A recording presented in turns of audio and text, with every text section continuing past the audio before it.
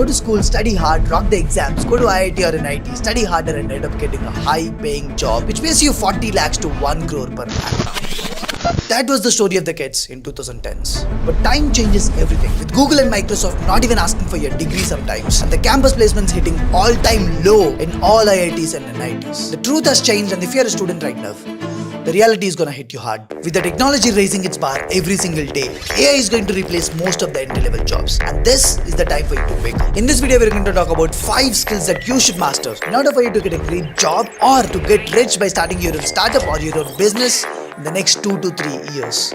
Let's get started.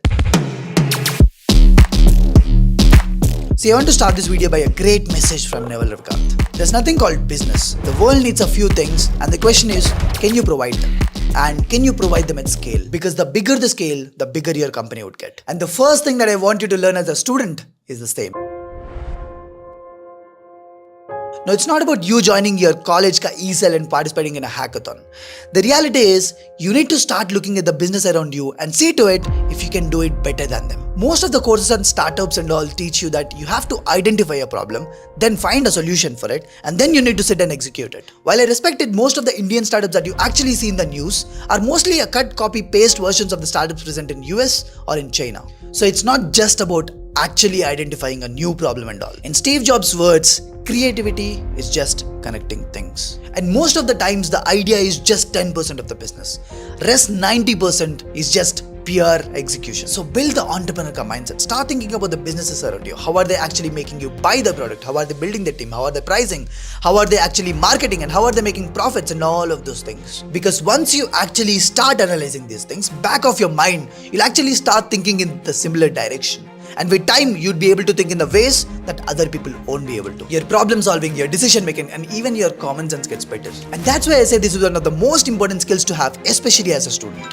And this gets us to the next point, which is actually more important than the first one. My mind run deep in my thoughts when I didn't have it, sleeping on the floor. Listen, most of the people actually lose their high-paying job in the interview or even high-paying clients while freelancing just because they suck at communication. Your skills are useless if you can't communicate your ideas effectively. And most of the times you can actually sell the same product or the same skill level at a much higher price if you can actually communicate it better. And that's why being good at articulating things and explaining your ideas to others in the most simplest way is one of the best skills to have. Like, how do you think Hitler became a great leader? Like, how?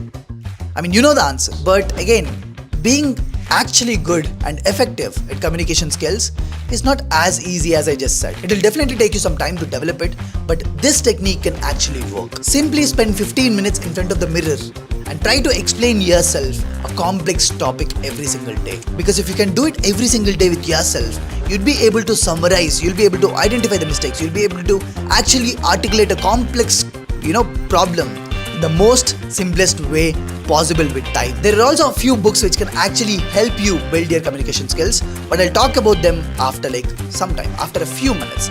Because communication skills are just step 1 of something even more important. And that is, no, it's not about how popular are you in college. It's not about sending cold emails or sending hi messages to random people on the internet. It's not about how many friends you have, and it's definitely not about how many people you actually know. Your network is a set of people who know you, who respect you, and who know that you are a valuable person. Basically, there's a rule of thumb. Whenever you try to network with someone, you should always try to provide some value to their life. Indirectly, you should be skilled at the things that they actually need. Else, no one would give a shit about you. So that's why I say, just like in my previous video, try to learn a new skill every 3 months. And during that period of time, just focus on that skill itself. And then start networking with the people in the same space. Because it's always a give and take relationship. And finally, here are the books that you should definitely read in order for you to improve both your communication skills and also your networking skills. Now, once you are good at your communication skills and your networking skills, let's actually go a level deeper. The next skill that you actually have to learn is, if you didn't know what persuasion is, it's basically the ability to influence other people's thoughts and their opinions using convincing arguments and facts. In simple words, making other people believe that you are right and they need to follow you. Now, some of you might be thinking that you should actually know a lot of things and you should have a lot of knowledge to convince other people to do something, right? Wrong. All you need to know is how to speak, what to speak, and the timing of your sentences. You need to have multiple perspectives in your head, and you also need to have patience to master this skill. And I'm telling you, once you actually master this skill, you'd be easily able to build very, very, very strong teams, and also trust and also respect among your peers. And the book recommendations are this: The 48 Laws of Power and The Art of Seduction, because these books are actually a hidden gem on itself. Got it? Now, before I actually end this video, I'd like to talk about one last skill that you have to develop. Some people call it common sense, but I call it... Why you upset like Cinderella teen? See, this is the place where most of the people actually fuck it up in their life. Because most of us actually see the immediate consequences of the decisions that we make.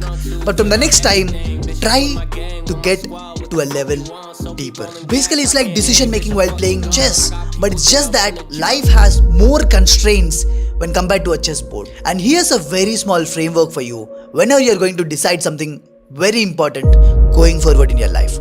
Step 1. Identify all the options that you have. Step 2. Predict their consequences.